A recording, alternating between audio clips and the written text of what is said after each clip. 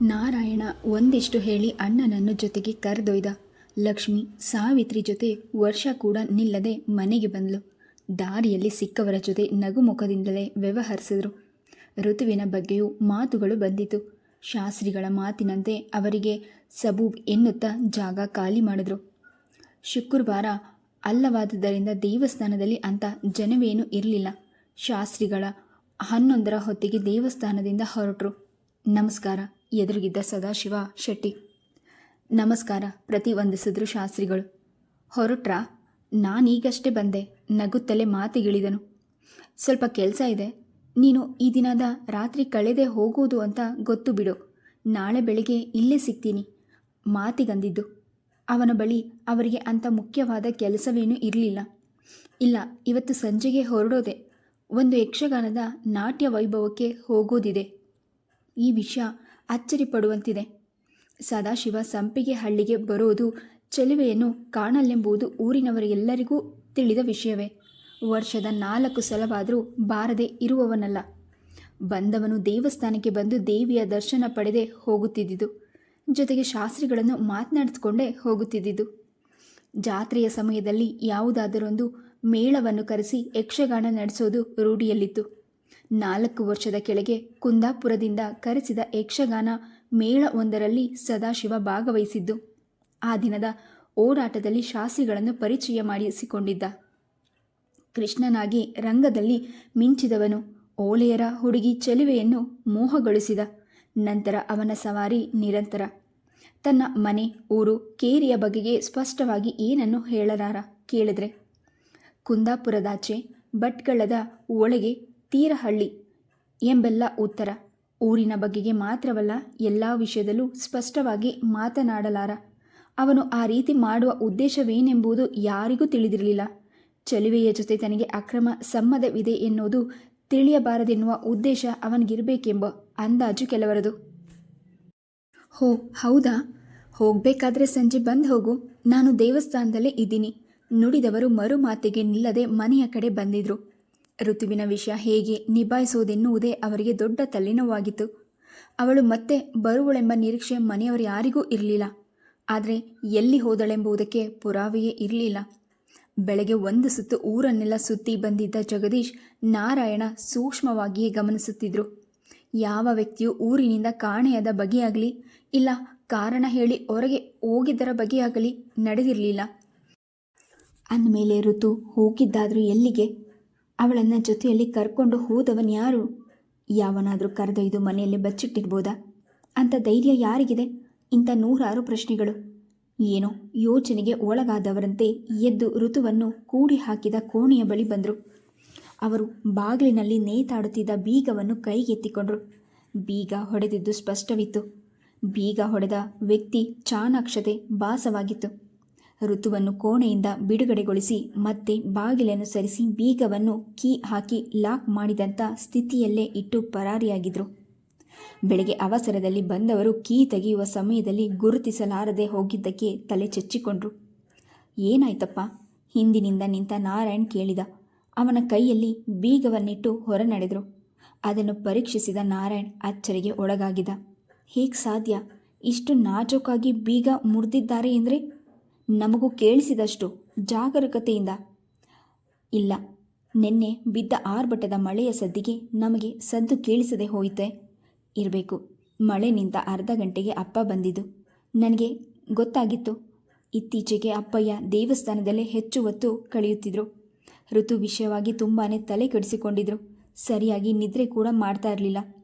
ಹೊರಗಡೆ ಯಾರೋ ಬಂದು ಮಾತನಾಡಿದ ಸದ್ದಿಗೆ ಬೀಗವನ್ನು ಅಲ್ಲೇ ಇಟ್ಟು ಹೊರ ಬಂದನು.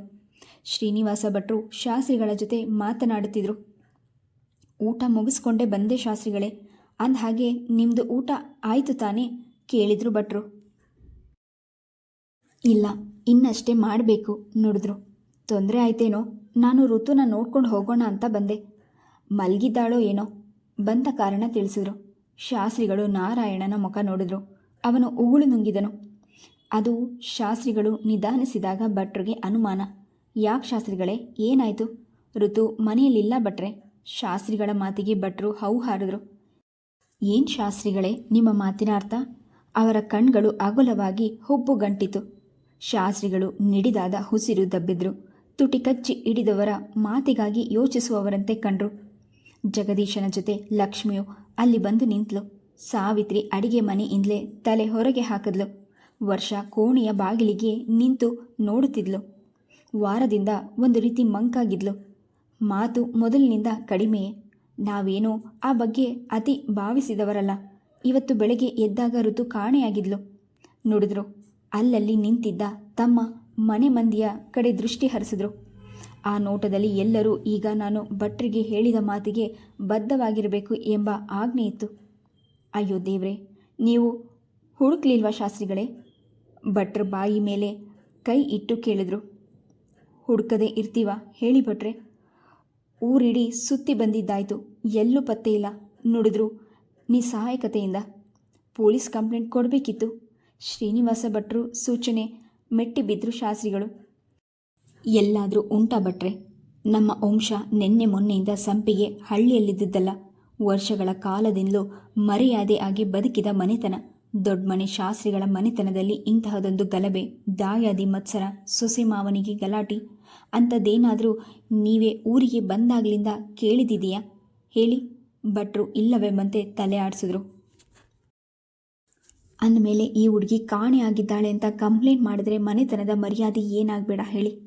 ಅದಕ್ಕೆ ನಾವು ಮನೆಯವರೆಲ್ಲ ಸೇರಿ ಬಂದು ದೇವಿಗೆ ಪೂಜೆ ಕೊಟ್ಟಿದ್ದು. ಅವಳು ಸಿಕ್ಬಿಟ್ಲಂದರೆ ದೇವಿಗೆ ಹೊತ್ತ ಅರಕೆನ ತೀರಿಸಿಬಿಡೋದೆ. ಭಟ್ರು ಒಂದು ಮಾತು. ಭಟ್ರು ಏನೆಂಬಂತೆ ಶಾಸ್ತ್ರಿಗಳ ಮುಖ ನೋಡಿದ್ರು. ಈ ವಿಷಯ ಮನೆಯವರಿಗೆ ಬಿಟ್ಟರೆ ಬೇರೆ ಹೊರಗಿನವರು ಯಾರಿಗೂ ಗೊತ್ತಿಲ್ಲ. ನೀವು ನಮ್ಮವರು ಅನ್ನುವ ಕಾರಣಕ್ಕೆ ನಾನು ಹೇಳಿದ್ದು. ದಯವಿಟ್ಟು ಹೊರಗೆಲ್ಲೂ ನಮ್ಮ ಮರ್ಯಾದೆ ಕಳಿಬೇಡಿ. ಶಾಸ್ತ್ರಿಗಳು ಕೈ ಮುಗಿದಿದ್ರು. ಭಟ್ರಿಗೆ ಅಯ್ಯೋ ಅನಿಸಿತು. ತನ್ನ ಬದುಕಿಗೊಂದು ದಾರಿ ಮಾಡಿಕೊಟ್ಟ ವ್ಯಕ್ತಿ ತನ್ನ ಎದುರು ಕೈ ಮುಗಿದು ನಿಂತಿದ್ದು ಬೇಸರವೇ. ಎಲ್ಲಾದರೂ ಉಂಟೆ? ದಿನ ದೇವಸ್ಥಾನಕ್ಕೆ ಬರ್ತಿದ್ದ ಆ ಮಗು ಈಗ ಹೇಳ್ದೆ ಕೇಳದೆ ಕಾಣೆ ಆಗಿದ್ದಾಳೆ ಎಂದರೆ ನನಗೆ ಕರುಳು ಕತ್ತರಿಸಿದಂತಾಗ್ತಿದೆ. ಅಂಥದ್ರಲ್ಲಿ ನಿಮ್ಗಳ ಪರಿಸ್ಥಿತಿ ಹೇಗಿರಬೇಡಿ ಹೇಳಿ? ಆ ತಾಯಿ ಜಗದಾಂಬಿಕೆ ಆದಷ್ಟು ಬೇಗ ಈ ಮನೆಯ ದಾರಿ ತೋರಿಸಿ ಅವಳು ಮತ್ತೆ ಮನೆಗೆ ಮರಳುವಂತಾದರೆ ಸಾಕು ಎಂದವರು ನಿರ್ಮಲ ಮನಸ್ಸಿನಿಂದಲೇ ದೇವಿಯನ್ನು ಪ್ರಾರ್ಥಿಸಿ ಎದ್ದು ನಿಂತರು. ಸರಿ ಶಾಸ್ತ್ರಿಗಳೇ, ನಾನಿನ್ನು ಬರ್ತೀನಿ. ಶಲ್ಯ ಹೆಗಲಿಗೇರಿಸಿಕೊಂಡ್ರು. ಶಾಸ್ತ್ರಿಗಳು ಸರಿ ಎಂಬಂತೆ ಬರದೆ ತಲೆದೂಗಿದ್ರು. ಶ್ರೀನಿವಾಸ್ ಭಟ್ರು ನಿಧಾನವಾಗಿ ಮೆಟ್ಟಿಲಿಳಿದು ಮನೆ ಆವರಣ ದಾಟಿದ್ರು. ಇವತ್ತು ಭಟ್ರು, ನಾಳೆ ಶೆಟ್ರು, ನಾಡಿದ್ದು ಮತ್ತೊಬ್ಬರು ಹೀಗೆ ವಿಚಾರಿಸಿಕೊಂಡು ಬರುವ ಜನ ನಮ್ಮ ಹಳ್ಳಿಯಲ್ಲಿ ಕಡಿಮೆ ಇಲ್ಲ. ಏನೇ ಆದರೂ ಹುಡುಗಿ ಯಾವನೋ ಪರದೇಶಿ ಸಂಘ ಮಾಡಿ ಬಸರಾಗಿದ್ದಾಳೆ ಅಂತ ಅನ್ನೋ ಸುದ್ದಿ ಜನರ ಬಾಯಿಗೆ ಬೀಳಬಾರ್ದು. ಅದು ಶಾಸ್ತ್ರಿಗಳ ಮನೆ ಹುಡುಗಿ ಅಂತ ತಿಳಿದರೆ ಸಾಕು, ಜನ ಬಾಯಿಗೊಂದಂತೆ ಮಾತನಾಡಿಕೊಳ್ತಾರೆ. ಎಲ್ಲರೂ ಸ್ವಲ್ಪ ಎಚ್ಚರದಿಂದಿರಿ. ಎದ್ದು ಕೋಣೆಗೆ ಹೋದರು. ರೀ, ಮಾವನವರು ಇನ್ನೂ ಊಟವೇ ಮಾಡಿಲ್ಲ. ಸಾವಿತ್ರಿ ಬಂದು ನಾರಾಯಣನ ಬಳಿ ಪಿಸುಧ್ವನಿಯಲ್ಲಿ ನುಡಿದಿದ್ದು. ಈಗ ಊಟ ಮಾಡುವಂಥ ಪರಿಸ್ಥಿತಿ ಯಾರಿಗೂ ಇಲ್ಲ ಸಾವಿತ್ರಿ. ನುಡಿದ ನಾರಾಯಣ್ ಕೋಣೆಗೆ ನಡೆದಿದ್ದ. ಜಗದೀಶ್, ಲಕ್ಷ್ಮಿ ಕೂಡ ಒಳ ನಡೆದಿದ್ರು. ವರ್ಷ ಬಾಗಿಲು ಮುಚ್ಚಿದವಳು ಬಂದು ಹಾಸಿಗೆಯಲ್ಲಿ ಉರುಳಿದ್ಲು. ಮನದಲ್ಲಿ ನಸುನಗೆಯ ಚೆಲುವ ಕಿಶೋರ್ ಸುಳಿದಿದ್ದ. ಋತು ಈ ರೀತಿಯ ಅವಾಂತರ ಮಾಡಿಕೊಂಡಿದ್ದಾಳೆ ಅನ್ನೋ ಪ್ರಕರಣ ಬಯಲಾಗಿ ಬರೋ 10 ದಿನದ ಮುಂಚೆ ಪರಿಚಯವಾಗಿದ್ದು. ಮಾತಿನ ಪರಿಚಯವಲ್ಲ, ಬರೀ ನೋಟದ ಪರಿಚಯ. ಸುಮ್ಮನೆ ಯಾರನ್ನಾದರೂ ಕಂಡು ಮುಗುಳ್ನಗುವವಳ ವರ್ಷ. ಈ ಚೆಲುವನ ನಸುನಗೆಯ ಮೂಡಿಗೆ ಅಪ್ರಯತ್ನವಾಗಿಯೇ ನಗೆ ಹರಿಸಿದ್ಲು. 2 ದಿನ ಅಷ್ಟೇ ನಡೆದಿದ್ದು. 3ನೇ ದಿನ ವರ್ಷ ಮೆಲ್ಲಗೆ ಮೊಗವನ್ನು ಅರಿಸುವಲ್ಲಿ ಶೇಷಗಿರಿಯು ಬಂದಿದ್ದ. ಮಲ್ಲಿಗೆ ತೋಟದ ಸಮೀಪದಲ್ಲೇ ಒಂದು ಕಾಲು ದಾರಿ ನದಿಯೆಡೆಗೆ ಹೋಗುವುದಕ್ಕಿತ್ತು. ನೇರವಾಗಿ ಹೋದರೆ ಅದು ನದಿಗೆ. ಆ ದಿನವೂ ಎಂದಿನಂತೆ ತೋಟದ ಬೇಲಿಯ ಬಳಿ ಬಂದು ನಿಂತು ನಸುನಕ್ಕಾಗ ವರ್ಷ ಕೂಡ ಶೇಷಗಿರಿಯನ್ನೇ ನೋಡಿ ಮರೆತು ಅವನೆಡೆ ನೋಡಿ ಮುಗುಳ್ನಕ್ಕಿದ್ಲು. ಯಾರು ವರ್ಷಕ್ಕ? ಶೇಷಗಿರಿ ಕೇಳಿದಾಗಲೇ ಅವನಿರುವಿಕೆ ಅರಿವಾಗಿದ್ದು. ಗೊತ್ತಿಲ್ಲ ಪುಟ್ಟ, ನೀನು ಸುಮ್ಮನೆ ಹೂ ಕೇಳು. ನುಡಿದವಳು ಗಿಡದೆಡೆ ಬಗ್ಗದ್ಲು. ಶೇಷಗಿರಿ ಮಾತ್ರ ಬೇಲಿಯೆಡೆ ದಿಟ್ಟಿಸಿ ಆ ಯುವಕನನ್ನು ಗುರುತಿಸುವ ಪ್ರಯತ್ನ ನಡೆಸಿದ. ಆದರೆ ಆತನನ್ನು ಅವನಿಗೆಲ್ಲೂ ನೋಡಿದ ಪರಿಚಯ ಇಲ್ಲ. ಕಿಶೋರ್ ಕೂಡ ಪುಟ್ಟನೆ ನೋಡುತ್ತಾ ನಿಂತವನು ಕೈ ಸನ್ನೆಯಿಂದ ಅವನನ್ನು ಕರೆದ. ವರ್ಷಕ್ಕ, ಅಣ್ಣ ಕರೀತಿದ್ದಾನೆ, ಬಂದೇ ಇರು ಎಂದವನು ಅವಳ ಉತ್ತರಕ್ಕೆ ಕಾಯದೆ ಬೇಲಿಯೆಡೆ ನಡೆದನು. ನಿಂತು ಅವರೆಡೆ ನೋಡುವುದಕ್ಕೆ ಸಂಕೋಚವೆನಿಸಿತು. ಬಗ್ಗಿ ಹೂ ಕೀಳೋದ್ರಲ್ಲೇ ನಿರತಳಾದ್ಲು. ಅಷ್ಟರಲ್ಲಿ ಓಡಿ ಬಂದ ಶೇಷಗಿರಿ. ಅಕ್ಕ, ಅಣ್ಣನಿಗೆ ನದಿ ನೋಡ್ಬೇಕಂತೆ, ನಾನು ಹೋಗಿ ತೋರಿಸ್ಕೊಟ್ಟು ಬರ್ತೇನೆ. ನುಡಿದವನು ವರ್ಷ ಕರೆದರೂ ಕೇಳಿಸದವನಂತೆ ಓಡಿ ಬೇಲಿ ದಾಟಿ ಕಿಶೋರನನ್ನು ಸೇರಿಕೊಂಡಿದ್ದ. ಮತ್ತೊಂದು ಮುಗುಳ್ನಗೆ ಬೀದಿಗೆ ಕಿಶೋರ್ ಮುನ್ನಡೆದಿದ್ದು. ವರ್ಷ ಗಳಿಗೆಗೊಮ್ಮೆ ದಾರಿ ಇಡೀ ದಿಟ್ಟಿಸುತ್ತಲೇ ಹೂ ಕಿತ್ತಿದ್ದು. ಹೊತ್ತು ಉರುಳಿದ್ರೂ ದಾರಿಯಲ್ಲಿ ಆಸಾಮಿಗಳ ಪತ್ತೆ ಇಲ್ಲ. ಕತ್ತು ನೋಯಿಸಿಕೊಂಡು ಸುಸ್ತಾಗಿ ಹೂವಿನ ಬುಟ್ಟಿ ಹಿಡಿದು ಕೋಣೆಗೆ ಬಂದು 2 ನಿಮಿಷಕ್ಕೆ ಪುಟ್ಟ ಪ್ರತ್ಯಕ್ಷನಾಗಿದ್ದ. ಆಗಲೇ ಒದ್ದೆ ಆದ ಬಟ್ಟೆಯನ್ನು ಹಿಂಡಿ ಮೈಗೆ ಹಾಕೊಂಡು ಬಂದಿದ್ದ. ಇದೇನು ಇದು ಬಟ್ಟೆ, ಮೈಯೆಲ್ಲ ಒದ್ದೆ ಆಗಿದೆ ಕೇಳಿದ್ಲು. ಮೆತ್ತಗೆ ಹೇಳಕ್ಕ, ಅಮ್ಮ ಕೇಳಿಸ್ಕೊಂಡ್ರೆ ನನಗೆ ಶುರು ಮಾಡ್ತಾಳೆ ಮಂಗಳಾರತಿ. ಮೆಲ್ಲ ಬಚ್ಚಲಿಗೆ ಹೋಗಿ ಸ್ನಾನ ಮುಗಿಸ್ಕೊಂಡು ಬರ್ತೀನಿ ಎಂದವನು ಅಲ್ಲಿಂದ ಮರೆಯಾಗಿದ್ದ. ವರ್ಷಗೆ ಅಲ್ಲಿಯವರಿಗೆ ಆ ಯುವಕನ ಬಗೆಗೆ ತಿಳಿದಿಲ್ಲವಾದುದರಿಂದ ಕೇಳುವ ಕುತೂಹಲ ಶೇಷಗಿರಿ ಬರೋವರೆಗೂ ಬಾಗಿಲೆಡೆ ನೋಡುತ್ತಲೇ ಮೊಗ್ಗುಗಳನ್ನು ಪೋಣಿಸಿದ್ದು. ಅವನು ಬಂದಿದ್ದೇ ಮನಸ್ಸಿನಲ್ಲಿ ಮೂಡಿದ ಪ್ರಶ್ನೆಯನ್ನು ಅವನೆದುರು ಕೇಳಿದ್ಲು. ಶೇಷಗಿರಿ ಜೋರಾಗಿ ನಕ್ಕಿದ. ಅದೆಲ್ಲ ನನಗೇನು ಗೊತ್ತಿಲ್ಲ ಅಕ್ಕ, ನಾನು ಕೇಳಿದ್ದು ಇಲ್ಲ. ಅವರ ಹೆಸರು ಕಿಶೋರ್ ಅಂತ. ನಾನು ಕಿಶೋರಣ್ಣ ಅಂತ ಕೂಗಿದೆ. ಅವರಿಗೂ ನಂತರ ನೀರಲ್ಲಿ ಆಡೋದಂದರೆ ತುಂಬ ಇಷ್ಟ.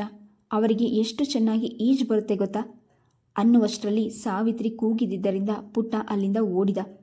ಆ ದಿನ ವರ್ಷ ಬರೀ ಅವನ ಹೆಸರಿನಲ್ಲಿ ಜಪದೊಂದಿಗೆ ಕಳೆದಿದ್ಲು. ನಂತರ ಇದು ನಿರಂತರವಾಗಿತ್ತು. ಪುಟ್ಟನಿಗಂತೂ ಕಿಶೋರ್ ಆತ್ಮೀಯನಾಗಿ ಬಿಟ್ಟ.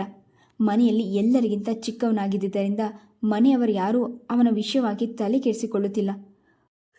ಋತುನ ಕೋಣೆಯಲ್ಲಿ ಕೂಡು ಹಾಕಿದ ದಿನ ಮಾತ್ರ ಮನೆಯವರುಗಳ ಮುಖಭಾವ ಕಂಡು ತೆಪ್ಪಗಿದ್ದು ಬಿಟ್ಟಿದ್ರೆ ಶಾಸ್ತ್ರಿಗಳು ಅವನನ್ನು ಕರೆದು ವಿಷಯ ಹೊರಗಿನವರು ಯಾರಿಗೂ ತಿಳಿಸಬಾರ್ದು ಎಂದು ತಾಕೀತು ಮಾಡಿದರು. ಒಂದಿನ ಮಾತ್ರ. ಮರುದಿನ ಪುಟ್ಟ ಕಿಶೋರ್ ಜೊತೆ ಸೇರಿಕೊಂಡಿದ್ದ. 2-3 ದಿನ ವರ್ಷ ಮನೆಯಲ್ಲಿ ನಡೆದ ಅವಾಂತರದಿಂದ ಕಿಶೋರ್ ಬಂದ ಬೇಲಿಯ ಬಳಿ ನಿಲ್ಲುವುದಾಗಲಿ ನೋಡಿಯೂ ನೋಡದಂತೆ ಇದ್ಬಿಡ್ತಿದ್ಲು. ಪುಟ್ಟ ಬಂದವನು ಮಾತ್ರ ಅವಳಲ್ಲಿ ವರದಿ ಒಪ್ಪಿಸುತ್ತಿದ್ದ. ಲೇ ವರ್ಷಕ್ಕ, ಕಿಶೋರಣ್ಣ ಅಣ್ಣನ ಮನೆ ಬೆಂಗಳೂರಿನಲ್ಲಂತೆ. ಗದ್ದೆ ಮನೆ. ಶಂಕರಣ್ಣ ಇಲ್ವಾ? ಇವರಿಗೆ ತಾತ ಅಂತೆ. ವರ್ಷ ರೇಗಿ ಸುಮ್ಮನಿರೋ, ಅವರ ವಿಷಯ ನಮ್ಗೆ ಯಾಕೆ ಎಂದು ನೀರಸವಾಗಿ ಪ್ರತಿಕ್ರಿಯಿಸುತ್ತಿದ್ಲು. ನಂತರ 2 ದಿನ ಏನನ್ನೂ ಹೇಳಲಿಲ್ಲ. ಪುಟ್ಟ ವರ್ಷಂಗೊಂದು ರೀತಿಯ ತಳಮಳ. ಇವತ್ತು ನಿನ್ನ ಕಿಶೋರಣ್ಣ ಸಿಗಲಿಲ್ವಾ ಕರೆದು ಕೇಳಿದ್ಲು. ಸಿಗದೆ ಇರ್ತಾರಾ? ನನಗಂತೂ ಕಿಶೋರಣ್ಣ ಒಳ್ಳೆ ಫ್ರೆಂಡ್ ಎಂದು ಮರೆಯಾಗಿದ್ದ. ಅಂತೂ ಅವಳಿಗೆ ಮನಸ್ಸಿನಿಂದ ಅವನ ಚಿತ್ರವನ್ನು ಅಳಿಸುವ ಮನಸ್ಸಿಲ್ಲ. ಮತ್ತೆ ನಗುವಿನ ವಿನಿಮಯ ಶುರುವಾಗಿತ್ತು. ಇತ್ತೀಚೆಗೆ 3 ದಿನದಿಂದ ಅವನ ಕಡೆಯಿಂದ ಕೆದೆಗೆ ಹೂವಿನ ಉಡುಗೊರೆ. ಅವರಿಬ್ಬರ ನಡುವೆ ಶೇಷಗಿರಿ ಸೇತುವೆ. ಆದರೆ ಇದು ಎಲ್ಲಿಯವರೆಗೂ? ಋತುವಿನ ಜೀವನದಲ್ಲಿ ನಡೆದ ಘಟನೆಗಳು ನೆನಪಾದಾಗ ಮೈ ಚಳಿ ಹಿಡಿದಂತೆ ನಡುಗುತ್ತಿತ್ತು. ಅಂತಹುದೇ ದಿಟ್ಟಿನಲ್ಲಿ ತನ್ನ ಬದುಕನ್ನು ಕಲ್ಪಿಸಿಕೊಳ್ಳುವಾಗ ಭಯಂಕರವಾದ ಭಯವಾಗ್ತಿತ್ತು. ತನ್ನ ಕೋಣೆಯ ಬಾಗಿಲು ಸರಿದು ಸದ್ದಿಗೆ ಗಡಬಡಿಸಿ ಎದ್ದು ಕುಳಿತಳು ವರ್ಷ. ಅವಳ ಎದೆ ಬಡಿತ ಅವಳಿಗೆ ಕೇಳಿಸುವಷ್ಟು ಜೋರಾಗಿ ಬಡಿದುಕೊಳ್ಳುತ್ತಿತ್ತು. ಜಗದೀಶ್ ಒಳ ಬಂದಿದ್ದ. ಅವಳ ಮುಖ ಕಣ್ಗಳು ಭಯದಿಂದ ಬಿಳಿಚಿಕೊಂಡಿದ್ದನ್ನು ಕಂಡವನಿಗೆ ಅನುಮಾನ. ವರ್ಷ, ಋತು ಬಗ್ಗೆ ನಿನಗೇನಾದರೂ ಗೊತ್ತಾ ಕೇಳಿದಾಗ ವರ್ಷಾಗಿ ದಿಗಿಲು. ಇಲ್ಲಪ್ಪ, ನನಗೇನು ಗೊತ್ತಿಲ್ಲ ತಲೆ ಆಡಿಸಿದ್ಲು. ಪರಿಸ್ಥಿತಿ ಈಗ ಕುತ್ತಿಗೆವರೆಗೂ ಬಂದಿದೆ. ನಾಳೆ ನಾಡಿದ್ರಲ್ಲಿ ಋತು ನಮಗೆಲ್ಲ ಸಿಗಲಿಲ್ಲ ಅಂದರೆ ಊರಿನಲ್ಲಿ ನಮ್ಮ ಮರ್ಯಾದೆ ಮೂರ ಬಟ್ಟೆ ಆಗುತ್ತಮ್ಮ. ನಿನಗೇನಾದರೂ ಅವಳ ಸೂಕ್ಷ್ಮ ವಿಷಯಗಳ ಬಗೆಗೆ ಗೊತ್ತಿದ್ರೆ ಇಲ್ಲ ನೆನಪಾದರೆ ಬಂದು ಹೇಳು. ಇದು ನಮ್ಮ ಮನೆ ಮರ್ಯಾದೆ ಪ್ರಶ್ನೆ. ಜಗದೀಶನ ಮಾತಿಗೆ ಸರಿ ಎಂಬಂತೆ ತಲೆ ಆಡಿಸಿದ್ಲು ವರ್ಷ. ಅವನಲ್ಲಿಂದ ಎದ್ದು ಹೋದಾಗಲೇ ಅವಳು ನಿಡಿದಾಗಿ ಉಸಿರು ದಬ್ಬಿದ್ದು. ಅವಳಿಗೇನೋ ಗೊತ್ತಿಲ್ಲ ಅಪ್ಪಯ್ಯ. ಈಗ ಋತು ಸಿಗಲಿಲ್ಲ ಅಂದರೆ ಏನು ಮಾಡೋದಪ್ಪಯ್ಯ? ಜಗದೀಶ್ ಚಿಂತೆಯಿಂದ ಕೇಳಿದ. ಆ ಜಗದೀಶ್ವರಿಗೆ ಏನಾದರೂ ಮಾಡಬೇಕು ಜಗದೀಶ ಎಂದವರು ಎದ್ದು ನಿಂತು, ನನಗಂತೂ ತಲೆ ಕೆಟ್ಟು ಹೋದಾಗಿದೆ. ಮನೆಯಲ್ಲಿದ್ದರೆ 3 ಹೊತ್ತು ಚಿಂತೆನೇ ಕಾಡುತ್ತೆ. ದೇವಸ್ಥಾನದ ಕಡೆ ಹೋಗ್ತೀನಿ. ಇವತ್ತು ಅಲ್ಲೇ ಭಟ್ರು ಮನೆಯಲ್ಲೇ ಉಳಿದುಕೊಳ್ತೇನೆ ಎಂದವರು ಜಗದೀಶ್ ಎನ್ನುವ ಮೊದಲೇ ಜಾಗ ಖಾಲಿ ಮಾಡಿದ್ರು. ದೇವಸ್ಥಾನಕ್ಕೆ ಬಂದಾಗ 7 ಗಂಟೆ. ಶ್ರೀನಿವಾಸ್ ಭಟ್ರು ಅನಂತು ಜೊತೆ ರಾತ್ರಿ ಪೂಜೆಗೆ ತಯಾರಿ ನಡೆಸುತ್ತಿದ್ದರು. ತಾವು ಅವರ ಜೊತೆ ಸೇರಿಕೊಂಡ್ರು. ಶಾಸ್ತ್ರಿಗಳು ಅನ್ಯಮನಸ್ಕರಾಗಿದ್ದು ಭಟ್ರು ಅರಿವಿಗೆ ಬಂದರೂ ಅವರು ಅದನ್ನು ಅನಂತು ಮುಂದೆ ಹೇಳಿಕೊಳ್ಳಲಾರದೆ ಸುಮ್ಮನಿದ್ರು. ತಟ್ಟನೆ ಏನೋ ಹೊಳೆದಂತಾಗಿ ಭಟ್ರು, ಶಾಸ್ತ್ರಿಗಳೇ ಒಂದು ವಿಷಯ ಎನ್ನುವಾಗ ಪರಧ್ಯಾನದಲ್ಲಿದ್ದ ಶಾಸ್ತ್ರಿಗಳು ಎಚ್ಚೆತ್ತು ಭಟ್ರಿಗೆ ಗಂಭೀರವಾದ ನೋಟ ಬೀರಿ ಕಣ್ ಸನ್ನೆಯಿಂದಲೇ ಅನಂತು ಇದ್ದಾನೆ ಎಂಬುದನ್ನು ಸೂಚಿಸಿದ್ರು. ಅರಿತ ಭಟ್ರು, ಅನಂತು, ಅನ್ನಕ್ಕೆ ನೀರಿಟ್ಟಿದ್ದೆ, ಹೋಗಿ ಏನಾಯ್ತು ಅಂತ ನೋಡ್ಕೊಂಡು ಬಾ, ಹೋಗು ಅಟ್ಟಿದ್ರು. ಅನಂತು ಎದ್ದು ದೇವಸ್ಥಾನದ ಹಿಂದಿದ್ದ ಮನೆಗೆ ಓಡಿದ. ಶಾಸ್ತ್ರಿಗಳೇ, ನಿಮ್ಮ ಮೊಮ್ಮಗಳು ಗಿರಿ ಹಳ್ಳಿಯಲ್ಲಿರೋ ನಿಮ್ಮ ತಂಗಿ ಮನೆಗೆ ಹೋಗಿದ್ರೆ? ಭಟ್ರು ಮಾತಿಗೆ ಶಾಸ್ತ್ರಿಗಳು ಅಡ್ಡಡ್ಡ ತಲೆ ಆಡಿಸಿದ್ರು. ಇಲ್ಲ, ಅಲ್ಲಿಗೆ ಹೋಗಿದ್ದಿದ್ರೆ ಸರಸು ಇಷ್ಟೊತ್ತಿಗೆ ಫೋನ್ ಮಾಡ್ತಿದ್ಲು. ಅಷ್ಟಕ್ಕೂ ನಮ್ಮನ್ನು ಹೇಳ್ದೆ ಕೇಳದೆ ಅಲ್ಲಿ ಹೋಗುವ ಅವಶ್ಯಕತೆ ಏನಿದೆ ಅವಳಿಗೆ? ಕೊನೆಯಲ್ಲಿ ಬೇಕಾಗಿಯೇ ಒಂದು ಮಾತು ಸೇರಿಸಿದ್ರು. ಅಲ್ಲ ಶಾಸ್ತ್ರಿಗಳೇ, ಋತುಗೇನಾದರೂ ಯಾರೋ ಹುಡುಗನ ಜೊತೆ ಪ್ರೀತಿ ಗೀತಿ ಅಂತೇನಾದರೂ? ಭಟ್ರು ವಾಕ್ಯ ಪೂರ್ತಿ ಮಾಡುವ ಮುನ್ನವೇ ಭಟ್ರೆ ತುಸು ಜೋರಿನಿಂದಲೇ ಅಬ್ಬರಿಸಿದ್ರು ಶಾಸ್ತ್ರಿಗಳು. ಕ್ಷಮಿಸಿ, ಏನೋ ಮನಸ್ಸಿಗಂತ ಅನುಮಾನ ಬಂದಿದ್ದಕ್ಕೆ ಕೇಳಿದೆ, ನುಡಿದ ಭಟ್ರು ಎದ್ದು ಹೋದರು. ಅಷ್ಟು ಹೇಳಿದ್ದೆ ಶಾಸ್ತ್ರಿಗಳಿಗೆ ದೊಡ್ಡ ಅನುಮಾನ. ರಾತ್ರಿ ಪೂಜೆ 8 ಗಂಟೆಗೆ ಅಂತ ಜನವೇನೂ ಇರಲಿಲ್ಲ. ಪೂಜೆಗೆ 10 ನಿಮಿಷಕ್ಕೆ ಮುಂಚೆಯೇ ಬಂದನು ಸದಾಶಿವ ಶೆಟ್ಟಿ. ಅವನ ಹಿಂದೆ ಏನೂ ಹರಿಯದ ಬಾಲೆಯಂತೆ ಪ್ರವೇಶಿಸಿದ್ಲು ಚೆಲ್ವಿ. ದುಂಡು ಮುಖದ ಜೊತೆ ಮೈಮಾಟವು ಆಕರ್ಷಕವಾಗಿತ್ತು.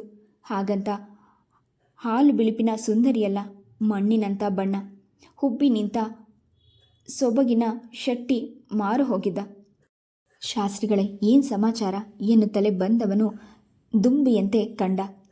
ನಮ್ದೇನು ಎಲ್ಲ ತಮ್ಮದೆ, ಊರು ಸುತ್ತೋ ಕಾಯಕ ನಿಮ್ಮದು. ಊರಿನ ಸುದ್ದಿ ನಿಮ್ಗಲ್ಲದೆ ಬಾವಿಯೊಳಗಿನ ಕಪ್ಪಿಯಂತಿರುವ ನಮಗೇನು ತಿಳಿಯುತ್ತೆ ಹೇಳಿ ಅಂತ ಮಾತುಗಾರನೇನಲ್ಲ ಶಾಸ್ತ್ರಿಗಳು. ಒಂದಿಷ್ಟು ಆ ಸದಾಶಿವ ಶೆಟ್ಟಿ ಜೊತೆ ಮಾತ್ರ ಇಂತಹ ಮಾತು, ಅಂಥ ಆಸಕ್ತಿಯ ಮಾತುಗಳಲ್ಲ. ಆತ ಮಾತಿನ ಚಪಲಗಾರನೆನ್ನುವುದಕ್ಕೆ 10 ಮಾತನಾಡಿದಾಗ 1 ಮಾತನಾಡ್ತಿದ್ರು. ಪೂಜೆ ಶುರುವಾದಾಗ ಒಂದು 4 ಜನ ಮತ್ತೆ ಬಂದು ಕೂಡಿಕೊಂಡ್ರು. ಶುಕ್ರವಾರ ಒಂದಿಷ್ಟು ಜನರಾದರೂ ಪೂಜೆಗಿರ್ತಿದ್ರು. ವಾರದ ಉಳಿದ ದಿನಗಳಲ್ಲಿ ರಾತ್ರಿ ಪೂಜೆಗೆ 10 ರಿಂದ 15 ಮಂದಿಯಷ್ಟೇ, ಅದಕ್ಕಿಂತ ಮೇಲಿರೋದಿಲ್ಲ. ವಿಶೇಷ ಪೂಜೆಗಳಲ್ಲಿ ಮಾತ್ರ ಜನ ಜಾಸ್ತಿ ಇರ್ತಾರೆ. ಪೂಜೆ ಮುಗಿಸ್ಕೊಂಡ ಸದಾಶಿವ ಶೆಟ್ಟಿ ಪ್ರಸಾದ ಸ್ವೀಕರಿಸಿಕೊಂಡು ಅವಸರವಾಗಿ ಹೊರಟನು. ಹೊರಗಡೆ ಚೆಲ್ವಿ ಅವನಿಗಾಗಿ ಕಾಯ್ತಾ ನಿಂತಿದ್ಲು. ಅವಳ ಸನಿಹದಿಂದ ಸೆರೆಯುವಾಗ ಏನೋ ಒಂದು ಗುಣುಗಿಕೊಂಡನು. ಅದು ಚೆಲುವಿಗೆ ಅರ್ಥವಾಗಲಿಲ್ಲ. ಒಟ್ಟಿನಲ್ಲಿ ಅವನು ಮುಂದೆ ಸರಿದು ಹೋಗಿದ್ದನು. ಇವಳು ಅವನಿಗಿಂತ 10 ಹೆಜ್ಜೆ ಹಿಂದಿನಿಂದ ದಾರಿ ಸವೆಸುತ್ತಿದ್ಲು. ಊರಿನವರಿಗೆಲ್ಲ ತಿಳಿಯದಲ್ಲ, ಅದು ಸದಾಶಿವ ಶೆಟ್ಟರಿಗೂ ಗೊತ್ತಿತ್ತು. ಆದರೂ ರೂಢಿಸಿಕೊಂಡು ಬಂದಿದ್ದು ಅದರಂತೆಯೇ ನಡೆಸಿಕೊಳ್ಳುತ್ತಿದ್ದ. ಬಂದವನೇ ಅಣ್ಣಪ್ಪ ಪೂಜಾರಿ ಅಂಗಡಿ ಮುಂದೆ ನಿಂತುಬಿಟ್ಟ. ಅವರು ಆಗಲೇ ವಸ್ತುಗಳನ್ನು ಜೋಡಿಸಿಕೊಂಡು ಮುಚ್ಚುವ ತರಾತುರಿಯಲ್ಲಿದ್ದರು. ಅಣ್ಣಪ್ಪವರೇ ಎಂದವನು ಧ್ವನಿಗೆ ತಿರುಗಿದವರು. ಹೋ ಶೆಟ್ರು, ಇದೇನಿದು ಇಷ್ಟೊತ್ತಿನಲ್ಲೇ ಓಟ್ರಿ? ಬೆಳಗ್ಗೆ ಬಂದವರಲ್ವೇ ತಾವು? ಮಾತನಾಡುತ್ತಲೇ ತಮ್ಮ ಕಾರ್ಯ ಮುಂದುವರೆಸಿದ್ರು. ಅಣ್ಣಪ್ಪೋರೆ, ಚೆಲ್ವಿಗದೇನೋ ವಸ್ತುಗಳು ಬೇಕು, ಬೇಗನೆ ಕೊಟ್ಬಿಡಿ. ನಾನು ಇಲ್ಲಿಂದ ಮುಖ್ಯ ರಸ್ತೆವರೆಗೆ ನಡ್ಕೊಂಡು ಹೋಗಿ ಯಾವುದಾದ್ರೂ ಗಾಡಿ ಹಿಡಿತೀನಿ ಎಂದನು. ಸದಾಶಿವ ಸ್ವಲ್ಪ ಅವಸರದಿಂದಲೇ ಅಷ್ಟರಲ್ಲಿ ಚೆಲ್ವಿನು ಬಂದು ನಿಂತಳು. ಅಣ್ಣಪ್ಪವರಿಗೆ ಇದು ಗೊತ್ತಿಲ್ಲದಲ್ಲ, ಮೊದಲಿನಿಂದಲೂ ನಡೆದುಕೊಂಡು ಬಂದಿದ್ದು. ವಿಶೇಷ ಅಂದರೆ ಬೆಳಗ್ಗೆನೆ ಬಂದ ಸದಾಶಿವ ಶೆಟ್ಟಿ ರಾತ್ರಿಗೆ ಹೊರಟು ನಿಂತಿದ್ದು. ಅದೇನು ಬೇಕು ಹೇಳು ಚೆಲುವೆಯನ್ನು ಕೇಳಿದ ಅಣ್ಣಪ್ಪವರು ಅವಳು ಹೇಳಿದ ಒಂದಿಷ್ಟು ದಿನಸಿ ಅಕ್ಕಿ, ಬೇಳೆ, ಸಕ್ಕರೆ, ಚಹಾ ಪುಡಿ ಮುಂತಾದವನ್ನೆಲ್ಲ ಕಟ್ಟಿಕೊಂಡು ಕೊಡತೊಡಗಿದ್ರು. ನಡುವೆ, ಏನು ಶೆಟ್ರೆ ಇಷ್ಟೊಂದು ಅವಸರದಲ್ಲಿ ಹೊರಟ್ರಿ? ಎಲ್ಲಿಯಾದರೂ ಆಟ ಉಂಟಾ ಹೇಗೆ ಕೇಳಿದ್ರು. ಆಟ ಎಂಥದಿಲ್ಲ ಮಾರೇರೆ, ಒಂದು ಕಡೆ ಯಕ್ಷಗಾನ ನಾಟ್ಯ ವೈಭವವಿದೆ, ಅದರಲ್ಲಿ ನಾನು ಭಾಗವಹಿಸೋದೇನಿಲ್ಲ.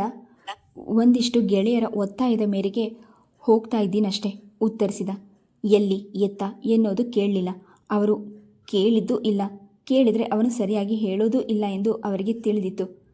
ಕೆಲವರಂತೂ ಅವ ಬಿಡೋದೇ ಇಲ್ಲ, ಬಂಡಲ್ ಮಾರಾಯರೆ ಎಂದು ಹೇಳೋದು ಇತ್ತು. ಆ ಪರಿಸರದಲ್ಲಿದ್ದ 8-10 ಅಂಗಡಿಗಳು, ಅದರಲ್ಲೂ 3 ಹೋಟೆಲ್ಗಳು, 1-2 ದಿನಸಿಗಳು, ಮತ್ತೆಲ್ಲವೂ ಇತರೆ ಅಂಗಡಿಗಳು.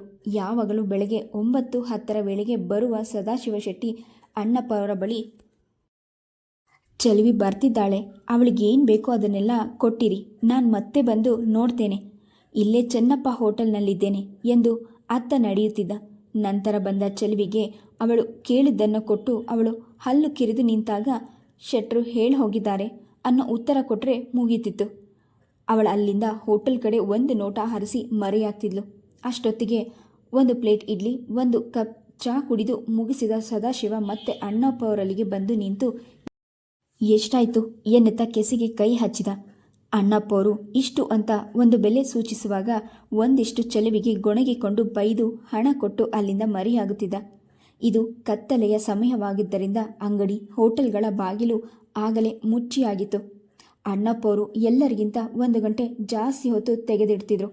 ಇವರು ದೇವಸ್ಥಾನದಿಂದ ಪೂಜೆ ಮುಗಿಸ್ಕೊಂಡು ಬರುವಾಗ ಹತ್ತಿರ 8:30 ಆಗಿತ್ತು. 9ಕ್ಕೆಲ್ಲ ಬಾಗಿಲು ಮುಚ್ಚುತ್ತಿದ್ದ ಅಣ್ಣಪ್ಪ ಅವರು ಅದರ ಸಿದ್ಧತೆಯಲ್ಲಿದ್ದರು. ಅಂಗಡಿ ಮುಚ್ಚುವ ಸಮಯವಾದುದರಿಂದ ಅಲ್ಯಾರೂ ಇರಲಿಲ್ಲ. ಸದಾಶಿವ ಶೆಟ್ಟಿಯು ಚೆಲುವಿ ಜೊತೆ ನಿಂತು ಅವಳ ಪಡೆದ ವಸ್ತುಗಳಿಗೆ ಹಣ ಕೊಟ್ಟು ನೀನು ಹೋಗು ಎಂದನು. ಅಣ್ಣಪ್ಪವರೇ, ನಾನು ಹೊರಟೆ ಎನ್ನುವಷ್ಟರಲ್ಲಿ ಅಣ್ಣಪ್ಪವರು ಹೂಗುಟ್ಟುತ್ತಾ ಮನೆಗೆ ತೆರಳುವ ಅವಸರದೊಂದಿಗೆ ತನ್ನ ಕಾರ್ಯ ಮುಂದುವರೆಸಿದ್ರು. ದೊಡ್ಡಮನೆ ಹುಡುಗಿ ಕಾಣೆಯಾಗಿದ್ದಾಳಂತೆ. ವಿಷಯ ಗಾಳಿಯಲ್ಲಿ ತೇಲಿದಂತೆ ಇಡೀ ಸಂಪಿಗೆ ಹಳ್ಳಿಗೆ ಗೊತ್ತಾಗಿಬಿಟ್ಟಿತು. ಅದು ಗೊತ್ತಾಗದೆ ಉಳಿಯುವುದಿಲ್ಲವೆಂಬುದು ನರಸಿಂಹ ಶಾಸ್ತ್ರಿಗಳಿಗೆ ಮೊದಲೇ ತಿಳಿದಿತ್ತು ಕೂಡ. ರಾತ್ರಿ ದೇವಸ್ಥಾನದಲ್ಲೇ ಉಳಿದಿದ್ದ ಶಾಸ್ತ್ರಿಗಳು ಬೆಳಗಿನ ಜಾವಕ್ಕೆ ಮನೆಗೆ ಮರಳಿದ್ದು. ಆಗಿನ್ನು 4 ಗಂಟೆ. ಸ್ನಾನ ಜಪ ತಪ ಮುಗಿಸಿ ಬೆಳಗಿನ 6 ಗಂಟೆ ಸಮಯಕ್ಕೆ ಮತ್ತೆ ದೇವಸ್ಥಾನಕ್ಕೆ ಮರಳಿದ್ರು. ದಾರಿಯಲ್ಲಿ ಒಂದಿಬ್ಬರು ಬಂದು ಋತು ಬಗ್ಗೆ ಕೇಳಿದಾಗ ವಿಷಯ ಸುದ್ದಿಯಾಗಿದೆ ಎನ್ನುವುದು ಶಾಸ್ತ್ರಿಗಳಿಗೆ ಅರಿವಾಗಿಬಿಟ್ಟಿತು. 1:15 ಪೂಜೆಯ ತರಾತುರಿಯಲ್ಲಿದ್ದ ಶ್ರೀನಿವಾಸ್ ಭಟ್ರನ್ನು ಕೇಳಿಯೇ ಬಿಟ್ರು. ಭಟ್ರೆ, ಋತು ವಿಚಾರವಾಗಿ ನೀವು ಯಾರಲ್ಲಾದರೂ ಹೇಳಿದ್ರಾ? ಭಟ್ರ ಮುಖ ಅಲ್ಲಿಗೆ ಬಿಳಿಚಿಕೊಂಡಿತ್ತು. ಆದರೂ ನಾಲಿಗೆ ಹೊರಳಿಸಿದ್ರು. ಇಲ್ವಲ್ಲ ಶಾಸ್ತ್ರಿಗಳೇ, ನಾನು ಯಾರಿಗೂ ಹೇಳಲಿಲ್ಲ. ರಾತ್ರಿ ಮನಸ್ಸು ತಡೆಯದೆ ಅನಂತು ಬಳಿ ಹೇಳ್ಕೊಂಡೆ. ಆ ದಡ್ಡ ಮುಂಡೆದು ಯಾರಿಗಾದರೂ ಹೇಳಿದ್ನೋ ಏನೋ ಗೊತ್ತಿಲ್ಲ ಅನ್ನುವಷ್ಟರಲ್ಲಿ ರೇಗಿಯೇ ಬಿಟ್ಟರು ಶಾಸ್ತ್ರಿಗಳು. ಏನು ಬುದ್ಧಿ ಭಟ್ರೆ ನಿಮ್ಮದು? ನಿಮ್ಮ ಮನಸ್ಸು ತಡಿಲಿಲ್ಲ ಅನಂತಿಗೆ ಹೇಳಿದ್ರಿ. ಅವನ ಮನಸ್ಸು ತಡಿಲಿಲ್ಲ, ಅವನು ಇನ್ನೊಬ್ರಿಗೆ ಹೇಳ್ದ. ಇಷ್ಟೇ ತಾನೇ? ನಾನು ನಮ್ಮ ಜನ ಅಂದ್ಕೊಂಡು ನಿಮಗೆ ಹೇಳಿದೆ ನೋಡಿ, ಅದೇ ನಾನು ಮಾಡಿದ ದೊಡ್ಡ ತಪ್ಪು ಎಂದವರು ಶಲ್ಯ ಕೊಡವಿಕೊಂಡು ಅಲ್ಲಿಂದ ಹೊರಟುಬಿಟ್ರು. ಹಾದಿ ಬೀದಿಯೇ ಜನ ಹಾಗಂತೆ ಹೀಗಂತೆ ಅಂದರು. ದೊಡ್ಡಮನೆ ಶಾಸ್ತ್ರಿಗಳ ಮನೆಗೆ ಬಂದು ವಿಷಯದ ಬಗೆಗೆ ಕೇಳುವ ಧೈರ್ಯ ಯಾರಿಗೂ ಇರಲಿಲ್ಲ. ಶಾಸ್ತ್ರಿಗಳು ಬಂದು ಮನೆಯವರಿಗೆ ವಿಷಯ ಮುಟ್ಟಿಸಿಯೇ ಹೋಗಿದ್ದು. ಮನೆಯವರು ಎಲ್ಲರೂ ತಲೆ ಮೇಲೆ ಕೈ ಹೊತ್ತು ಕುಳಿತುಕೊಳ್ಳುವಂತಾಗಿತ್ತು. ಎಂಥ ಇಕ್ಕಟ್ಟಿನ ಪರಿಸ್ಥಿತಿಗೆ ಹಾಕ್ಬಿಟ್ಲು ನೋಡು ಸಾವಿತ್ರಿ.